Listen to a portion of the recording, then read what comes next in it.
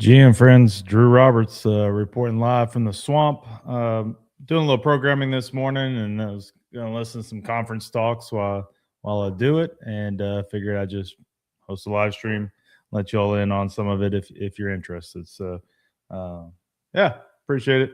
Enjoy. Let me add it to the stage, and this is there's three from this conference in Copenhagen that I've listened to two of them, and this is the one I haven't listened to, but the other one's on spec driven development, and then kind of the AI tokenization, how to use local models, save on token costs with kind of like your own decision tree. Doing that for a project I'm working on. So anyway, hope you find it interesting. We'll just kick off right here. Option to make a change, right? All of these things. And so you're like, oh, okay, so the opposite of a best practice is a worse practice. So everything else is just a practice or a worse practice. And it's not true. There are so many ways to do the same thing and to get it done. And let me give you this one little tidbit that you may not know any other way. When you look at companies like Twitter, for example, and you look at the things that they do, and their architect goes on to some podcast and starts talking about a solution that they did. I didn't mean to do that, architect. I'm sure whoever it is a real architect. But just to remember that companies that size can afford incredible mistakes, and they could just pay their way out of it. It's unbelievable. And so when they're like, oh yeah, we decided to do all this craziness over here, and so far it's working, and that you're like, that's a best practice, but it's not a best practice. It's because a company that size they don't have to think so strategically. They don't have to think at this point of like, I have about 3 weeks to get this built. After that, I will be busy with other projects, and I have to get this so that it actually works and actually runs and can be maintained. They don't need to think that in the same way. And so they can just throw money at problems and solutions in the way that you can't. And that's where a true architect sort of comes into play here. For example, if you think about a best practice and how it's changed over time, in the 90s, we had spaghetti code, which back then was pretty good. Like it's funny because now, in retrospect, we're kind of chuckling at it. But I mean, sure, we had go-tos and we know not to use them now, but it was actually functional. And by the way, the economy still seemed to manage. It's funny, even with terrible spaghetti code, we still had applications that worked. And then we upgrade to multi-tier, right, where we have layers like a lasagna. And so in the 2000s, everybody had their 3-tier solution, and it was exciting, right? Multi-tier, and you could go all these layers, and we were, oh yeah, it's so not spaghetti anymore. And that's true. And then about 15 years ago now, in the 10s, I guess, is that what you call it? The 2010s, I guess. Then we have microservices. Microservices, which starts a brand new religion, by the way. And so now all of us are like, oh, microservices, you're doing them wrong, by the way. I mean, that's just that should be the subtext of every time you see microservice. And it was like little ravioli, little bitty, little compartmentalized things that you could deliver. They had their own database sometimes and all of these other mechanisms. But what's funny all the way around is each of those works even still today. It turns out that if you have a 3-tier application and not microservices, it still runs today, even still. In fact, many companies still have their legacy applications that somehow still make them money and employ people and pay people's mortgages and all the other things as well. So it's just one of these things where you see these kind of eye roll moments where like, oh, I'm gonna write this in VB. Or no, yeah, sure. Let's just say VB. I'm gonna write this in VB. You're like, eye roll. Like, well, you do not know my situation. Like I have to do it in VB because we've got 18 other line of business applications, each one written in VB. And so we've only hired VB developers, and we're only training VB developers. Well, you should be upgrading. You're like, you do not pay the bills. Like, it's just one of these crazy situations where it's almost like architecture shaming in a sense, where you look at the results of others and you're just like, it's all wrong. But yet, it's because of the situation that they're in. Often, some of the hardest decisions we make are the compromises based on the realities around us. No doubt. All right. So, best practice, let's put that aside. Let's think about the word architecture. If you're an architect, what is your job? Like, does anybody have an interesting definition of the word architect versus developer? Anybody? It's fun. Okay, so none of us know what an architect is. So you're all at the right session. We're going to talk about architecture, and architects are the ones who build architecture. No, architects are the ones who are responsible for the most expensive choice. That's what it is. They are the ones who are responsible for the thing that is the most expensive to change later, and it must be made in advance. Now, every moment that the project continues is the current moment, and so we will have to make a decision now for the rest of the project. And that will be the most expensive choice for the rest of the project. And so you maintain this role of architect all throughout the project. Anybody who can whiteboard an entire solution, soup to nuts, at the beginning of a project, you're just building Notepad. Like in a real world project, there's too many unknowns and too many mysteries that will come up. And it's not about being agile. It's just about being realistic, that there are things that must be added and must be removed. Now, I would add to this architecture discussion of saying an architect's primary role is to figure out what things in the solution must be left out, more than what needs to be brought in. Like you might think, what are all the boxes that need to go on the whiteboard? But more importantly, I think that you are a guardian of what keeps out of the solution. Because the more you add in, the more complex your solution will naturally get. There's nothing wrong with complexity, although we prefer simplicity. We certainly don't mind sophistication, which is a much nicer word than complexity. But at the same time, we want to minimize everything as all the way through, because the less you have, the less there is to break. That's always going to be the case. However, in the real world, we have to add all these components one way or another. So let's think about what the components might be. What are the choices you as an architect get to make and are paid to make and are also often held accountable for? That's kind of the reality of it. Maybe that's a better definition of the architect, the one who's blamed. Okay, but here's an example. The software control, the source code management tool that you're going to use has to be decided. So let's go greenfield, pure greenfield, right? Which CI/CD plan you'll go through, what type of management of your project you'll have, the IDE that you'll have, but that's not all, which cloud you'll use, because there's plenty of options. You'll have to, this is a long-term dating commitment you're about to make, whether or not you'll use containers and how you'll host and orchestrate those, the serverless technology that you'll use behind the scenes, the languages that you'll use, because not every language is available in every situation. So you'll have to decide what that is. Or you'll also have to pick a language based on the longevity of the language, but also being able to hire developers who are willing to learn or code in that language. It's very important. So sometimes you'll actually choose a language that seems crazy, but you know that it'll be easier to hire a developer later. Which front end you might use, because there's so many choices, and you have to think through which one has longevity and shelf life beyond just the next handful of years, or whether or not the maintainer of that repo will retire someday soon. Which back end that you'll end up using, because each one is different for a different reason. Some are faster and slower than others, easier to maintain, harder to host. Then you get to decide whether or not you'll have AI and which model you're going to use, where the model will be hosted, how you'll pay for that model, who's going to train that model, what you train it on, what the pipeline's going to be, what the different communications of your team. That seems stupid, doesn't it? But it's so true. How you're going to interact with a database. There's so many options there as well. Then, oh, it's not done. Yeah. Then you have to think about the UI itself and the layout and how you're going to put all these things together. And even if you think to yourself that these aren't the things that an architect really does, these are the things that an architect is looked for or looked to for, right? You're like, what should we do? What should we do? And you as a good architect, of course, build a consensus with your team so that they feel like they're making the decision.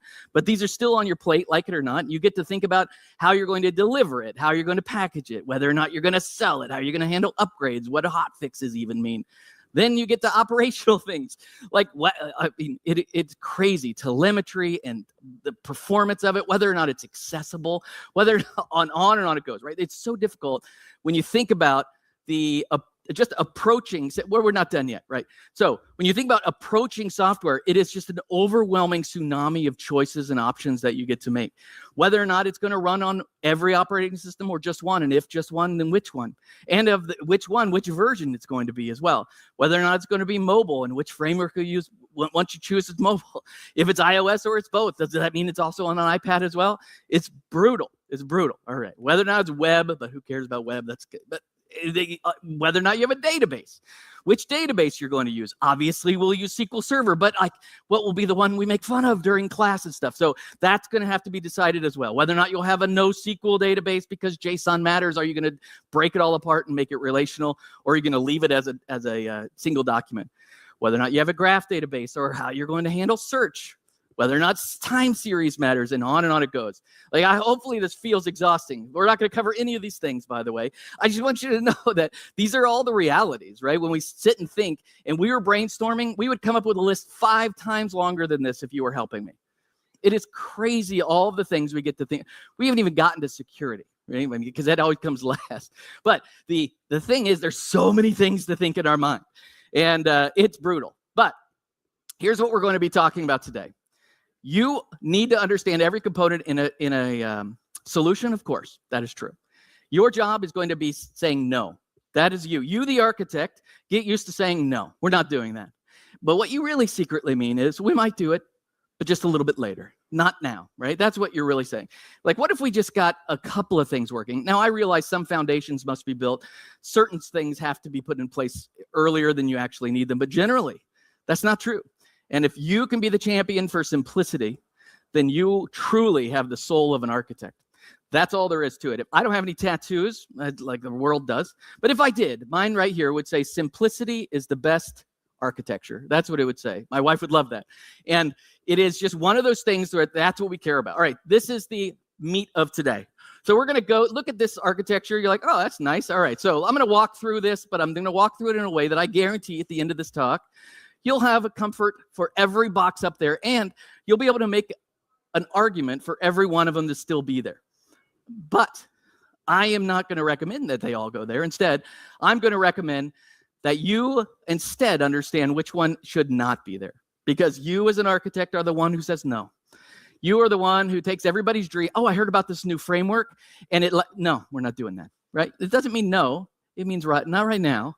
We might do it. Let me dabble on the weekend and see for myself, because I never heard of it till you mentioned it. But we might come back to it, right? But it's okay to say no, because in the end, that's the role of a really, really, truly good architect.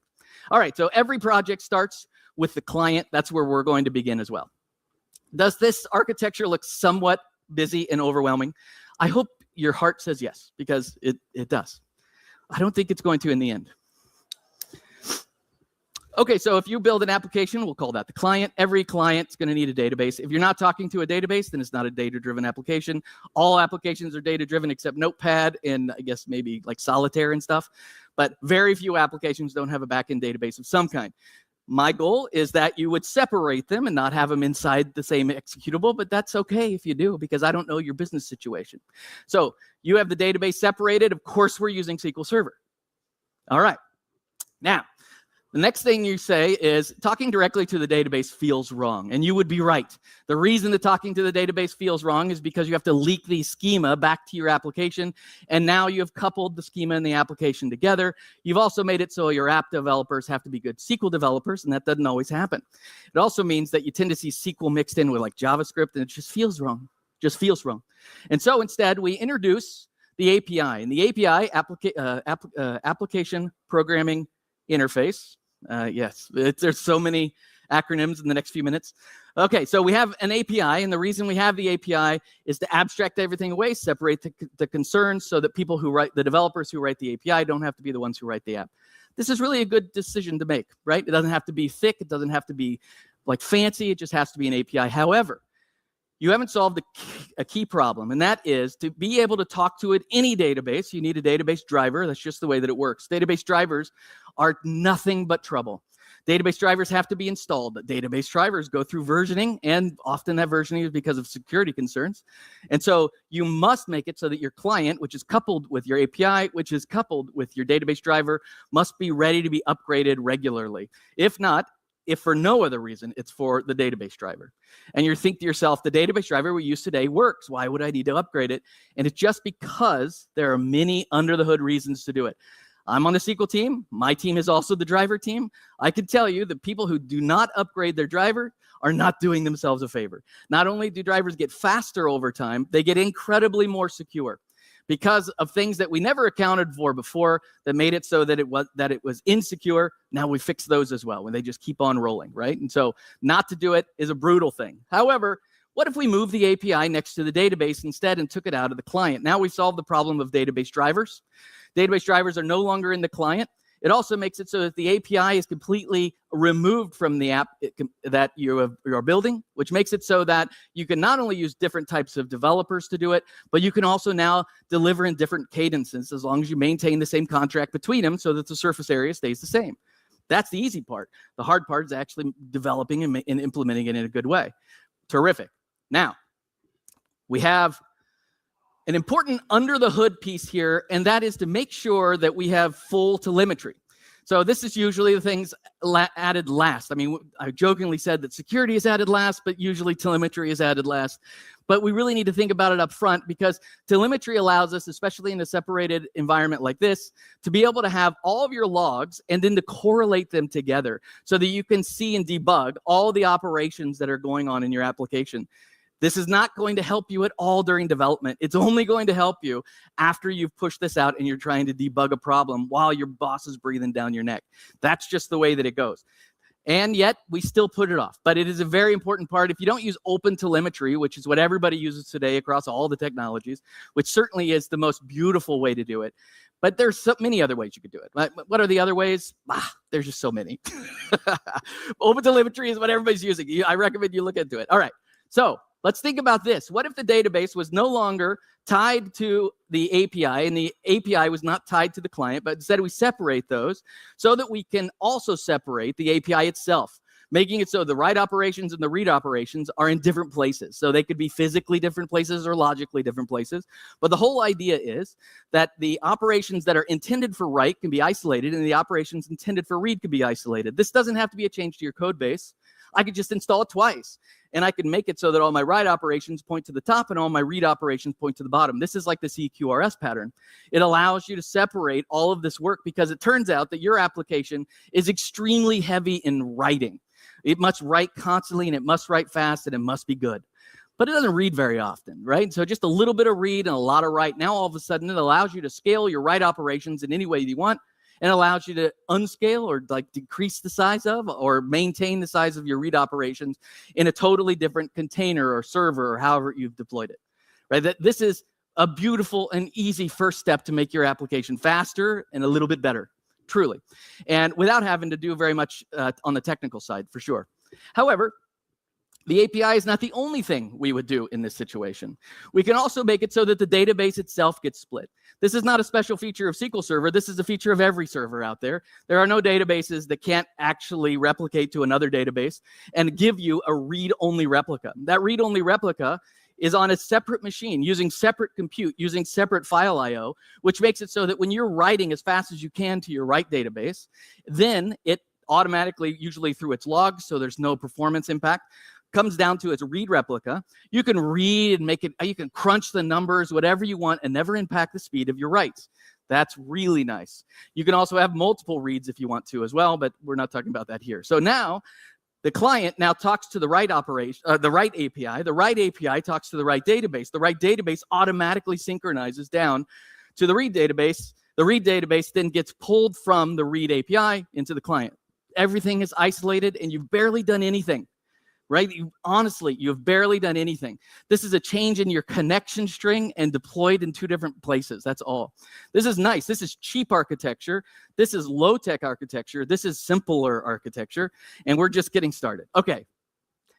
That being said, there is a tier. I don't know if all of you know this. There is a tier in Azure that you can pay for. Only our top customers can get it, where the speed of light can actually be increased. I'm kidding. There is no way to increase the speed of light, so that the transfer of data from one place to another always is the same, no matter how clever of an architect you are.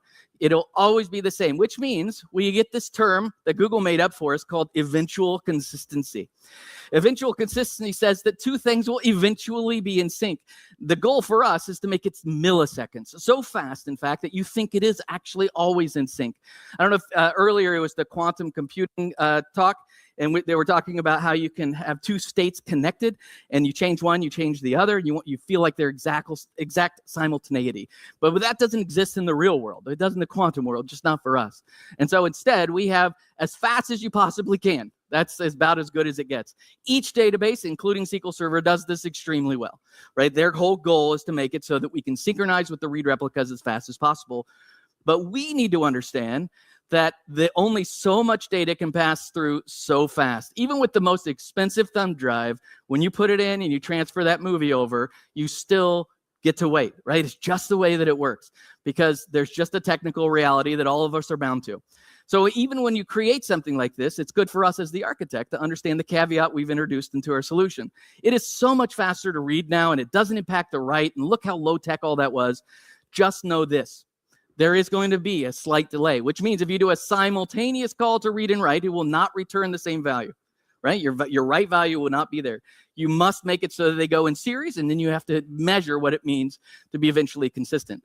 But it's worth it, because it's such a cheap and easy way to make your application better. Also cheap and easy is to introduce some other services and not make it so you have one enormous service. So if you have microservices, or you have macro services, or let's just call them services. If you have services, then good for you. That's the way it should be.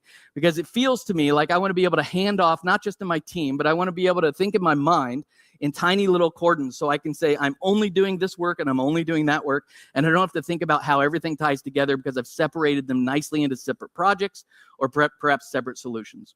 And so here the client now talks to 3 instead of, well, 4 if you count the read-write separately. Talks to 3 services instead of 1. All right, that's good. That's what you want, right? Breaking it apart a little bit like this. However, you've introduced a new problem that you're going to have to solve. That's because everything you introduce is something that you're going to have to solve. So in this case, you're going to need to figure out how all of these back-end systems are going to talk to each other. So in this case, they're all your systems, so it makes it really easy. You'll introduce the concept of a service bus, perhaps not the tool called service bus. Azure has a tool called the Azure Service Bus. It certainly does this, but there are many, many solutions out there that are open source. You could just add it as a library, and now you have that capability. So don't feel like that it has to be a specific product. It's a concept. The concept of a service bus is a little bit like a postman, right? He takes a message and he gives it to the right person, and he makes it available, and he puts timers on it and all the other things that you might have. Return the sender and all the things like that. The service bus allows all of these to feel as if they're connected even though they're separated. And so you don't lose the ability to have this interconnected flow, even though you've separated everything, so development is easier. And when you think about upgrading your application or going to the next version of .NET or whatever, you can be like only the top microservice, only the bottom microservice. And you can move in these small little seams that make it so things are actually manageable. And that's because you as the architect did a great job of keeping things simple. Right? That's nice. All right, so with the service bus, you'll have this idea of a dead letter. So this is the not the green path, I guess is a better way to say it, right? The happy path that goes this way is always going to be countered by the bad path. And so the bad path is the dead letter.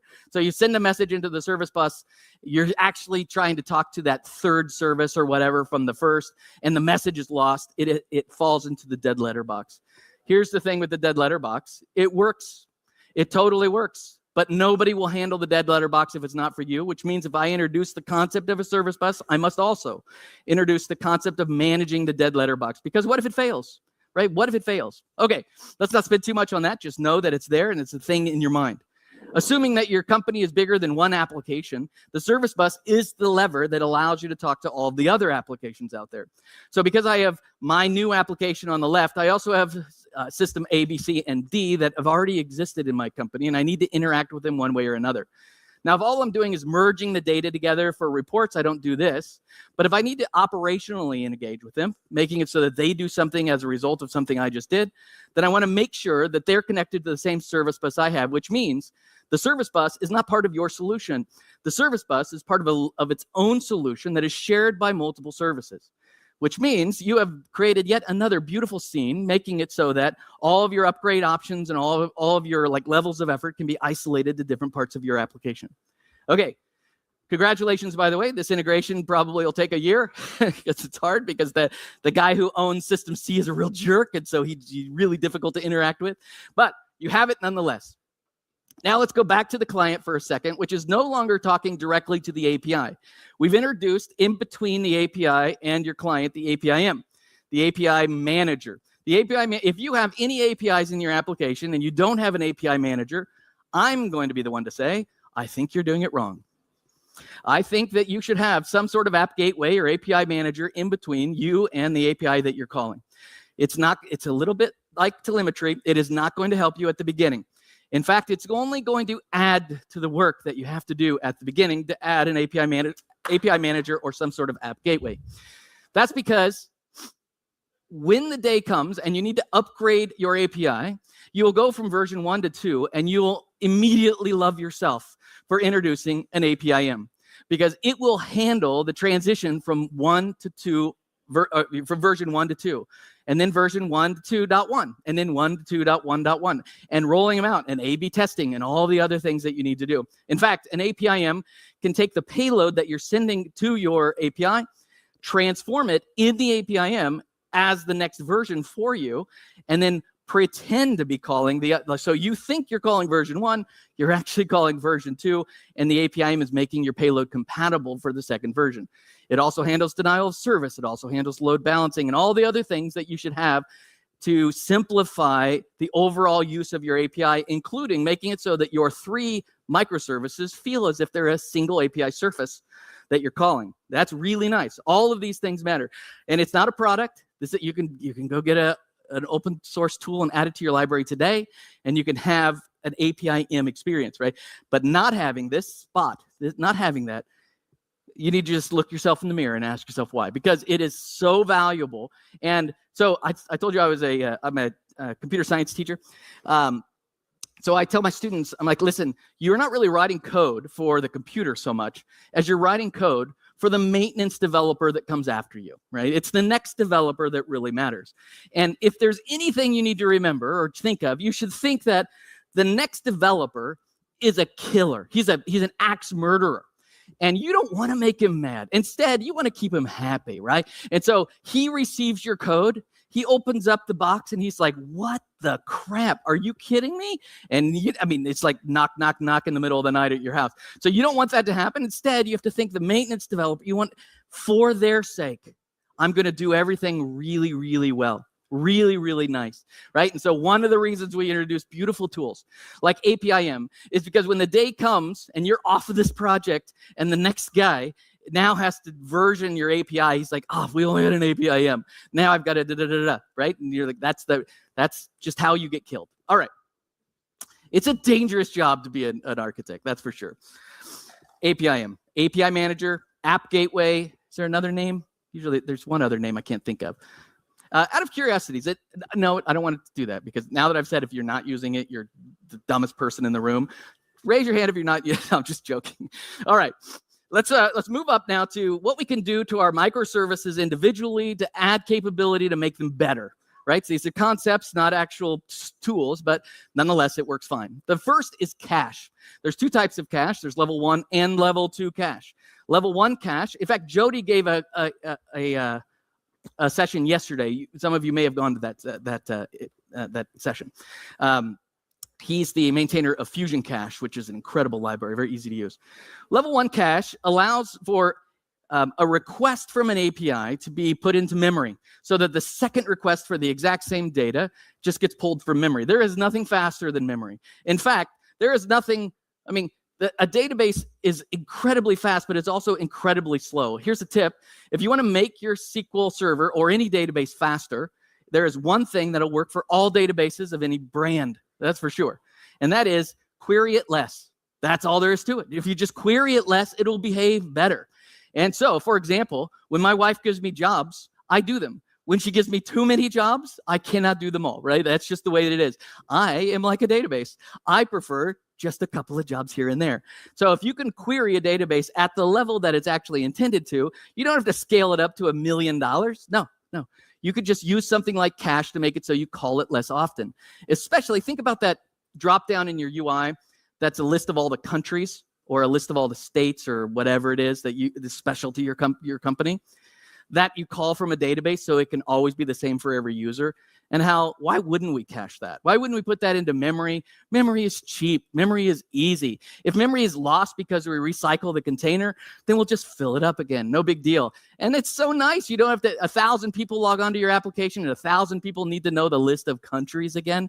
Absolutely not. There's one other thing. There is stampeding. So in the cache world, stampeding means all 1,000 of us ask for it at exactly the same time.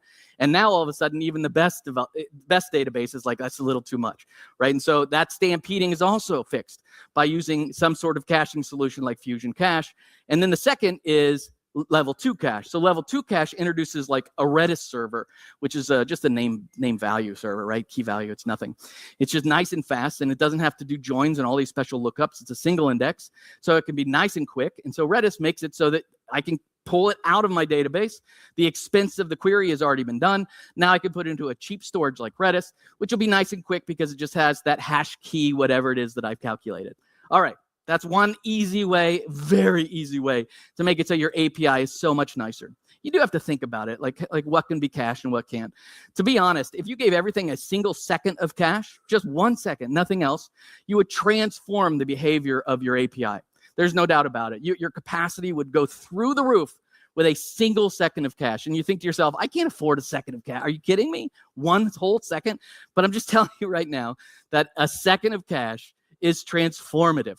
Absolutely amazing. If a second scares you, I'll tell you, your users, unless you're building like NASDAQ or something, unless you're building like the stock market, then your users won't even know it happened. There's just something about it. All right, so you got to think about it. You're the architect. I'm not you, but just telling you, cache is a great idea. The second is a retry policy, but we live in the real world where sometimes the database is not down. It just didn't respond for some reason. Maybe it's the network, maybe it's the router, maybe it's who knows what, right? I mean, you don't know what happened, but that extra millisecond that it cost was beyond the timeout threshold, and now it didn't respond in time, and you're getting back an exception. Why not just try again? Just one more time. Not a big deal. How many times should you retry? You get to decide that. I set it at 5. There you go. You could be like me if you want to. I mean, we retry. I use exponential bleed off so that it goes nice and slow, but whatever it is that you want to do makes plenty of sense, but not to have a retry policy, especially now that it's built in. Like that SQL driver, you just tell it how many times to retry. You can use Poly library or whatever library you want. You can just add the retry policy. This is not an exotic solution. This is just what should be there. All right, so that's just retry policy. You should have that. Another thing we could do to make our API generally better, and that we would naturally do, is to add some sort of queue. Queue is unbelievable. Queue is like now we're in the steroids country. Like, it is incredible what we're about to do to our API. We're making it so that we can receive, let's say your database can process 100 things at once. Your API, which is just an API, so it doesn't have to do all the work, right? Have this transactional log or anything like that on the back end. The API just takes a request and hands it off to the database, right? And maybe it does a little business magic in the middle, but that takes no time at all, because you are an excellent developer as well as an architect, so the work that you've introduced is not that big of a deal. That means your database, which is stuck at a limit of 100 operations per whatever, your API is about 1,000, right? It can take about 1,000 at a time. We know that this is actually many commas can be in this number. It's probably hundreds of thousands that it could take. That being said, let's just keep it easy, 1,000 versus 100, which means you could actually take in 1,000 and immediately overwhelm your database. But you have a retry policy. The retry policy takes 1,000 operations and asks your database to do them again. And your retry policy again, because the database always can never do 1,000 operations because it can't even do 101. However, with a queue, you can solve everything. A queue, which by the way is persisted and not in memory, so it's in a file system or whatever it is that makes sense to you. But a queue allows you to take the request that you've gotten from the API, attempt it to the database, and if that database it doesn't respond, you can queue it and try again in a minute. Not a minute, but try again when you want. Or you can make it so that you have 100 operations constantly beating at your database's door.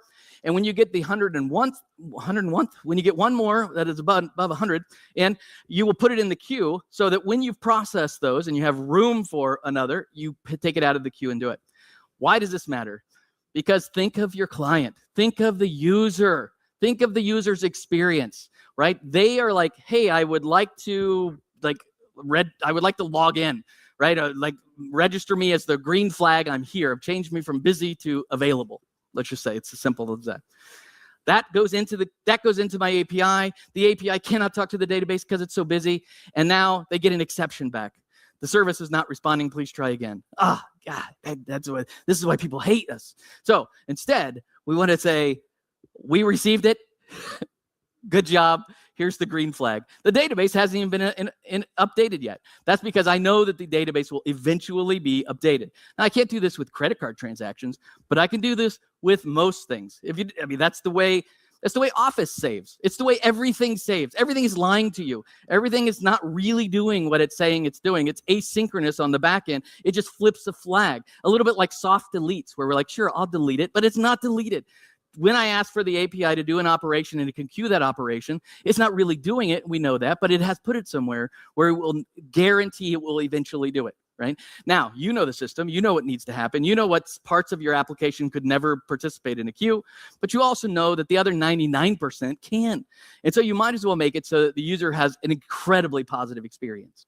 Now, what happens when your database changes? Well, now we can have something like an event hub. So an event hub is different than a service bus. A service bus takes messages and hands them around, but an event hub responds to messages. It is the thing that is basically saying, I don't know where. It's a little bit like a postman that delivers to your house versus a postman that stays in the post office, right? And it's like the messages are now available and they send you a text, come get the box because it's here. That's a little bit more like what an event hub is, and it's meant to ingest as much as possible. And so as many changes as happen, you can never overwhelm an event hub is the idea. Then those events get handled one way or another. In your database, like in SQL, for example, we have change event streaming, which means every change to a table could be pointed to an event hub to be able to respond to it. That means you don't have to pull your database over and over and over again. That's really important because every time you query a database, it gets slower. So if the way that you handle data change is to request, hey, have you made a change? Oh, hey, have you made a change? Hey, every single one of those decreases the quality of your database. So instead, we have the database itself say, there was a change. I'm going to send it up to the event hub. The event hub then uses something to do its work. It doesn't do any work by itself. So you would introduce a serverless function here, maybe some sort of application on the side that receives some sort of a invocation through HTTP or whatever it is you decide.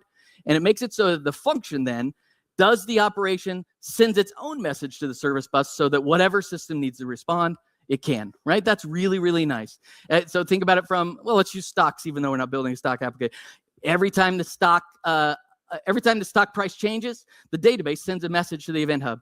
The event hub looks to see whether or not the price is above or below the threshold that you have. That threshold then is finally met. It sends it off to the function. The function says, oh, that's a sell order, that's a buy order, or whatever it is. It does whatever its option is. And now we got to record this. So it sends it to the service bus to do the job. Or maybe the service bus does all of the work, but that's the idea, right? You want it to be able to respond to whatever the thresholds are that you have. If you don't have the thresholds in the event hub, they can be in the function as well, right? It's kind of up to you how you want to end up handling. Okay, that's the role of it. So we've got a lot. There's a lot of little pieces here. If you just step back and look at the entire solution, hopefully every piece here makes sense, right? You're not looking at it and you're like, wow, it's a lot of freaking boxes and lines. Hopefully, instead, it feels like the sort of solution where you're like, I think I could argue for every single piece.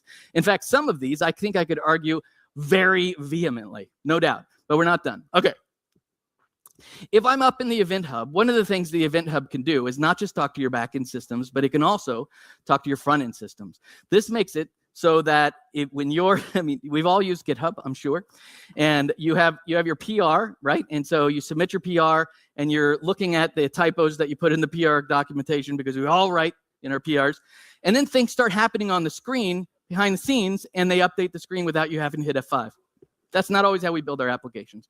Instead, we have users submit something and in the status is, let's say, yellow, and they wonder if it's going to be green, so they hit F5.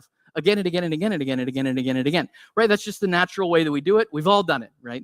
And so The way we get around it is we have a little box that says, please do not leave this window or hit refresh or we will charge you twice. That terror tends to slow it down a little bit, but doesn't fix the real problem.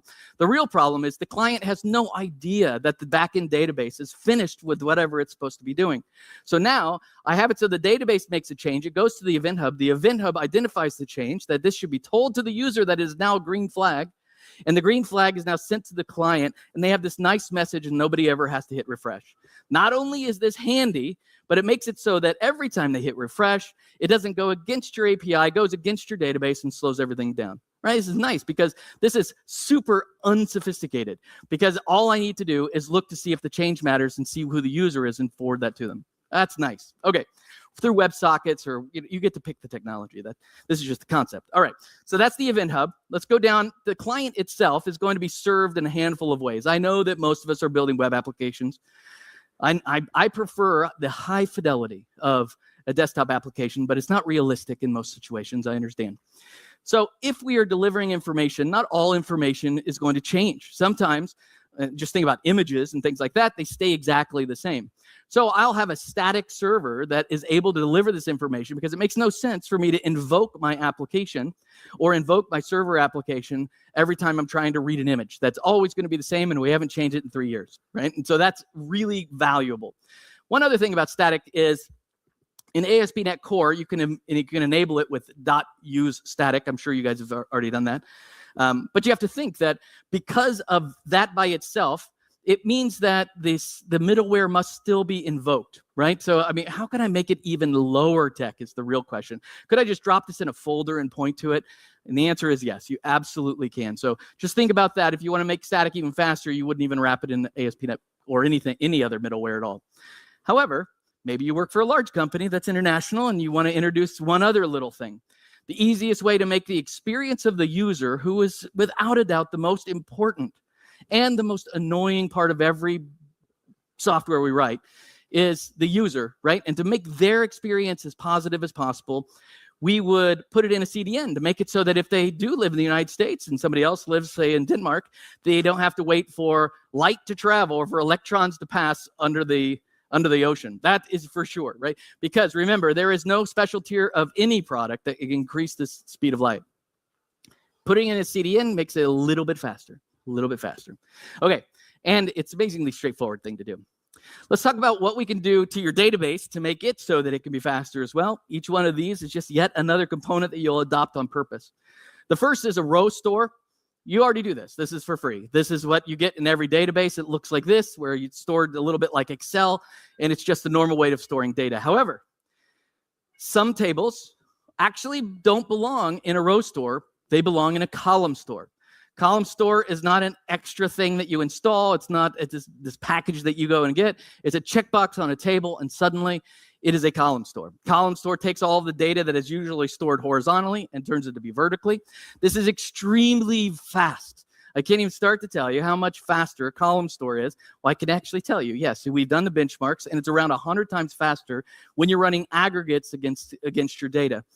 100 times faster, and it's a checkbox on your table. It is amazing. The other thing that it can do is it can compress a table dramatically, making it so that this monstrous thing that's taking up all this disk space is suddenly nice and tight only because you made it a column store. Now I know what you're thinking. How do you write a SQL statement against a column store versus a row store? And the answer is, there is no difference. You will not know that it is a column store from your experience. We just do it on the back end, right? And so you still interact with it like normal data, joins and all the things, and everything just is magically faster. Not every table needs to be a column store. Don't let this be how you learn about what column stores are and then go implement them. Let Google teach you a little bit more. Ask ChatGPT to explain it. However, column store is the magic sauce that nobody is using for some reason, and it is an incredible way to speed up your database. And it looks like this, if you didn't know what columns were. Okay, now, beyond that, there is also a table with no index. Let me explain just for a second that every table that you create with a primary key is automatically indexed, like it or not. You don't know that it's happening, but it's happening. And here's why, and it is called a clustered index. The reason a clustered index is awesome is it keeps things physically in order. And that is not the worst. It is not the worst. However, if your key is not automatically generated and it is not in series and it is not numeric, then it makes it so that it is possible for you to introduce a key that belongs in the middle. And when you do that in a clustered index where it will always keep them physically in order, it will rearrange the rest of the table to make room for that column, for the row that you just inserted. It's the way that it works. It's the reason that everybody's like, you're using a GUID for your key. Yeah, that is part of the reason that it is scary to use a GUID for your key. Because a GUID is obviously not in series, especially if it's generated by different machines. And then when you merge them all together, the table constantly has to reshuffle in order to keep things physically put together. However, like a hash table encoding, no index table is a hash table in a database. It is the absolute fastest way you could ever write to any database table in the universe. There is no technique that's any faster than this. You insert into a no index table and it immediately writes. There is no delay. It does not have to update it to index. It does not have to change the order of the table. It just takes the record however you gave it to it and drops it in. That's as fast as you can get it.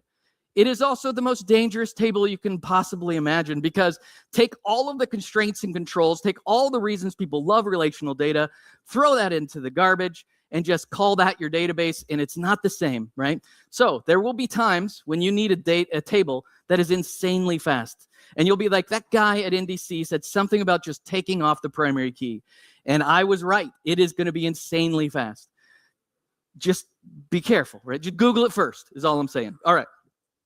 Next, almost every database, like SQL does, includes in-memory tables, right? So you can take a table and you can remove it, or you can extract it from the file itself, put it into RAM, which is insanely fast, just like level 1 cache was, and you could treat your database table as if it's level 1 cache.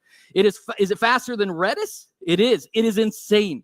It is an incredible way because everything is just sitting there in memory, and it is beautiful, and you can read and write, have the same transactional experience and all the things, and you have no knowledge that it's in memory other than this table is crazy fast. And you can even write to it fast too. Take the index off, it'll be even faster. However, what's the downside is if you recycle your SQL server, then everything in memory is lost. That's true. There are two ways to create an in-memory table. The first way is to make it so that everything is in memory, and that if you recycle your database, it's lost. The second way is to make it so that everything is in memory, but when you write to it, it also writes to the file system. Is that slower? Yes, of course, because you have to write to the file system. Is reading from that table still fast? Insanely fast. There's nothing faster. It's just as fast as lightning can be. Okay, so you can have an in-memory table. I recommend looking into it. Google it first. Don't just do it. The next is moving things into relational graphs. So in SQL, for example, we support graph databases, where you can do like matches across relationships. That could be extremely useful, especially in scenarios where you're working with, let's say shipping or something along that, like where you have a warehouse, and then you have a shipping lane, and then you have, well, let's say it's a factory that makes it, shipping lane, warehouse, another shipping lane, and then you have the final distribution center. So those 3 stops and then trucks across or whatever it is. Each one has its own cost and time, and you want to say, what's the fastest way for me to get from the factory all the way to this distribution center? I don't care which warehouse I go to. Just show me the fastest in time. How about the cheapest? And maybe you have multiple warehouses, multiple trucking lanes, and you can figure all of these things out because of a graph database, right? So it's very valuable. And the nice thing of having it inside your relational database is that you don't have to worry about moving any of the data out, right? It's already there. You already have it secured. You don't have to worry about it. You can just use the graph capabilities. The last thing, and I'll just be honest, NoSQL is probably going to be coming up more and more for you, just because it's easier to just accept a payload from somebody and hold it. You might extract different pieces from it and be able to use those, but you don't want to throw the rest away because you're like, information is still information. Fine. So I'll talk specifically about SQL Server. In this case, SQL Server puts all NoSQL into a binary format, making it so it's as fast as regular data, so you can manipulate individual properties without having to load the whole thing. Also has a 2 GB limit, if you can imagine something crazy like that. And just imagine doing a select star from a table with 2 GB. Okay, so also NoSQL. Let me just move on. Okay, so here's where we are now. We're not done, but I just want you to see how things can build up, and it's not a bunch of insanity. Right? We're just thinking about how we can make it a better experience for the user, better experience for you when you need to upgrade, and things like that as well. All right, let's talk just for a moment about the API. I told you I'm on the Data API Builder team, so let me just give you 30 seconds on that. Data API Builder is open source and free, supports Postgres, SQL Server, Cosmos, and MySQL. It is, honestly, it can replace 90% of all of the data APIs out there. If you have a separate project where you said, start new, or, file new project, and you say Web API, and you're creating your minimal API so that you can use Entity Framework to talk to your backend database, you could probably erase the entire project with Data API Builder. It's the reason we built it. It's because it's just the same repetitive code over and over again. We call it copy and paste inheritance when you get bugs from one project to another, because it's the sort of thing you do once and you copy it to the next project and just change your POCO objects or change your DTO objects or whatever they are. So Data API Builder is AKMS/DAB. Again, it's open source. You could just add this, right? It's really nice. It's not language dependent. It works on every platform. It's delivered as a container. It's really nice. You also get GraphQL endpoints if you want. That's not what we're talking about now. So you add to your client extra capability because AI is all the rage. We add OpenAI to it so we can chat with it and it can start interacting with us in different ways, and it actually can be pretty nice. This is where you would put it. It's not part of your backend. You're not going to host, likely, OpenAPI. You're going to let somebody else host it, like maybe Azure. Microsoft could do it in Azure OpenAPI, and or wherever it is, right? So you have your model sitting right here. But in order for that model then to talk to the rest of your data, you're going to introduce a remote MCP server, right? So the remote MCP server allows for your model to talk to the MCP server. Your MCP server then is talking to your API. Of course, it's not talking to your database. That's ridiculous. You would not let anything talk directly to your database. And over your dead body, would you allow a model to write SQL and execute it against your database? Like nobody would do that. So we don't even have to talk about that, because you would not believe how many customers are like, oh, I just wanted to write the SQL for me. And you just can't believe that they're still employed. So now back to the client. The client itself can be easily improved, made so that you can give it a beautiful offline experience, making it so that if the user is working from home and there's a lightning storm and they lose their internet service for 5 minutes, everything works the same. It's a little bit like the Outlook experience, right? You don't know if you're connected or not. You just kind of hope you are because it's awfully nice. But that's because I can go in and out of a tunnel, and Outlook does not make me mad, right? It makes me mad for other reasons, but it doesn't make me mad for that, because it does fine offline, because I've introduced the ability to cache my requests and then to cache my requests and to queue my responses. Am I saying that backwards? To cache my requests, to queue my requests and cache my responses. That's what I meant to say, right? Where everything kind of sits there in an inbox sort of experience, simply because you've added a cache and queue, which is such a simple little package to add to your client so that you can give this capability to your user and they think of you in good ways, right? Because they're like, oh, every time you're the architect, these apps just freaking work. I'm like, I'll tell you why. We added the thing that makes it nice. Okay, let's go over to the other side. Now these systems, including yours, all are going to be moved into some sort of lake where you can take your data and you can use it together. This is super important, because if you just leave it siloed in one, then there's no value. And so instead you have some sort of ETL or EL process that moves it into a data lake. And the role of the data lake is to run all of your reports. Everything is in one place. And it's very difficult to get it's very difficult to get your data into a place where you can query it and love it. But nonetheless, if you're going to do it, it's going to be in a lake. What is a lake other than an enormous database or just a big file system full of your data? That's all that a lake is, right? I mean, you can always pay somebody to have a lake, but that's all that really is. Okay, now, the reason that we have a lake, though, is because we have an ML operation. And the ML operation is looking for all of the things, right? So maybe for you, it's going to recommend to your customer a series of products that that's related to what they've already looked at, or whatever it is, right? And so you have a mechanism to do this, and the easiest place to do it is against your lake, where you have all of your inventory, you have all of your operations, everything in one place. Beautiful. However, it can't stop there. You must make it so that your ML data gets pushed back into the systems. Otherwise, it's never useful at all. If it only shows up in your reports but doesn't show up in your applications, you're not really taking advantage of the magic. Like, the reason you can do all these things is not just to make it so your dashboards are better, but to make it so that your customers have a different experience because of the magic you've added in the ML layer. Okay, there's a little bit more. We really don't have time to talk about security. But let me just say this really quickly. All right, so Azure Active Directory was renamed to Microsoft Intra ID. Why? Because we all know what it is. All right, so Intra ID might be what you do, whatever it is that you use to create a principal. It is how you will also generate a JSON web token, right? And so this takes all of the things about you, groups it together in a nice little JSON block, and then signs it cryptographically and then sends it on.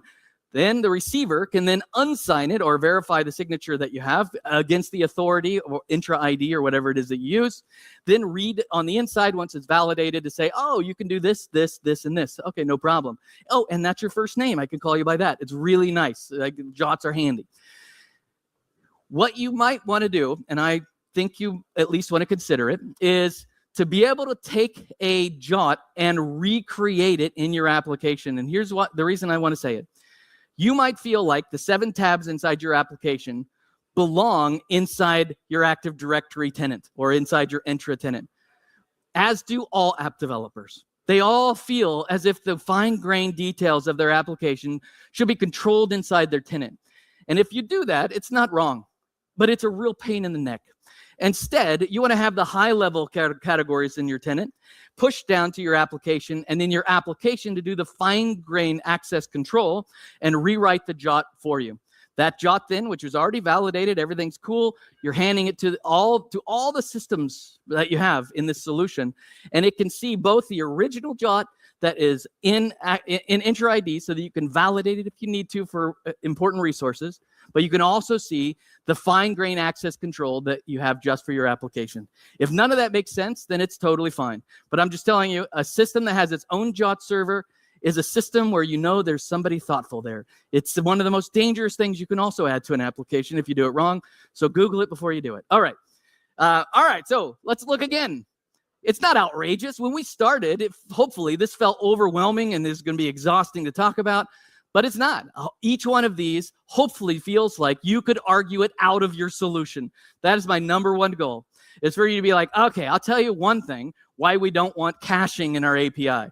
Great, that's what I want to hear. Once you understand it enough to be able to understand why you don't want it, then you finally have enough why you would actually want it, right? Because you have to realize the caveats, because you as the architect are going to be the one that ends up getting your neck wrung for it. Okay, remember, simple is the best architecture, and I don't actually have a tattoo about that, but if there's one little takeaway, it would just be this. There are other things too. This slide was at the beginning, and I'm like, there's so much we have to cover. I had to take it out, but there's so much more that you get to think about. All right, this is the final takeaway: is to defer decisions. It feels like as an architect, I have a responsibility at the beginning of a project to make all the decisions now. And if I don't, then that one jerk on my team is going to make the decision, so I need to make it ahead of them. Right? That's usually the way that it goes. But the truth is, the longer we can put things off, the cheaper they will be in the end. Not cheaper necessarily to implement, but cheaper to change your mind when you realize you made a mistake. It's just one of those things that the less you put in, the better it is all the way around. All of us are architects, and if you think about it, even a junior developer has to architect the solution around the class they're responsible for. So we all have that sort of nature to it, and less is always going to be more. All right, so, oh, beautiful. That's it. All right, thank you, everybody, for listening. There you go. I'll be up here for questions if you have any.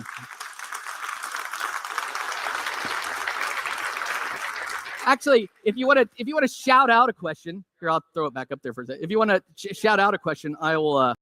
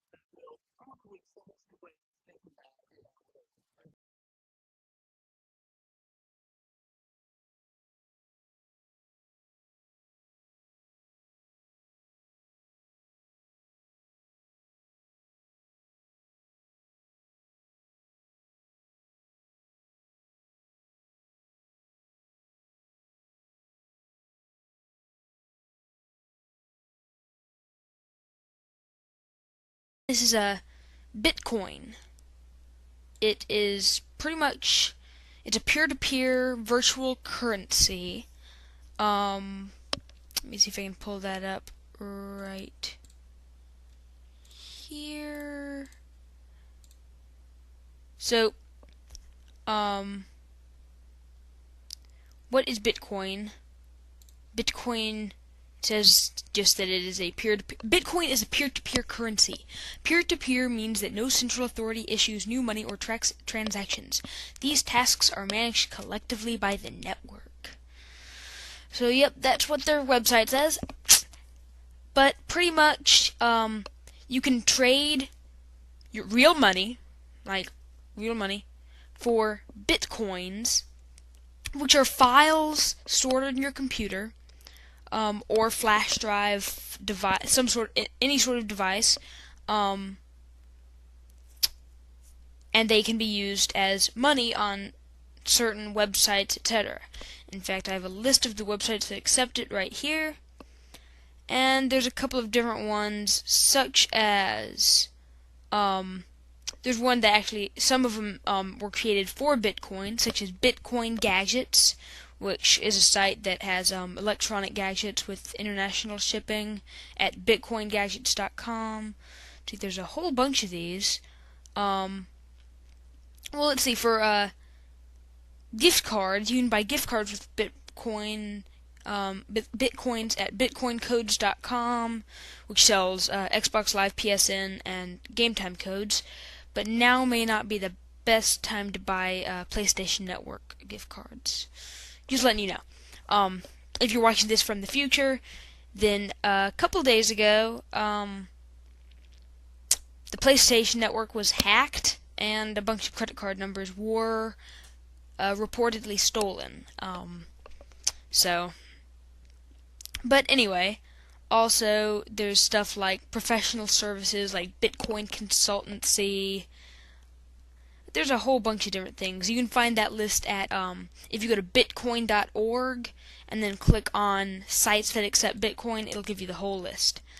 Also, I have the trading site up, or the share site, Bitcoin charts, and it looks like right now 1 Bitcoin is equal to about $8 US, which is and also about 7.5 GBPs, 11.5 Brazilian dollar, or Brazilian. What's the Brazilian currency? Sorry. The Brazilian reals. Okay, sorry. Yeah, I'm not really good with the South America currencies. Anyway, so that's all pretty neat. But they're referred to, if you see BTC anywhere, that will generally be referring to Bitcoins. For example, 100 BTC. But a Bitcoin, like I said earlier, it's a file, or it's a binary number associated with a Bitcoin address, which is stored in a file on a flash drive, device, computer, whatever. So, and it says, I'm reading this site and I'm paraphrasing, but how are new bitcoins generated? They're generated by a network node each time that it finds the solution to a certain mathematical problem, which is difficult to perform and can demonstrate a proof of work. And the reward for solving a certain problem is being automatically adjusted so that in the first 4 years, 10,500,000 bitcoins will be created. And then the amount is halved each 4 years, so the next 4 years there will be 5,250,000, etc. And then, let's see, currently there is, let me see, sorry, this information, okay, wow, there's 6,220,800 bitcoins currently in existence, and it says that around year 2140, the total number of coins will remain static at 20,999,999.9769 bitcoins. That's a lot of bitcoins. So that's a lot about it.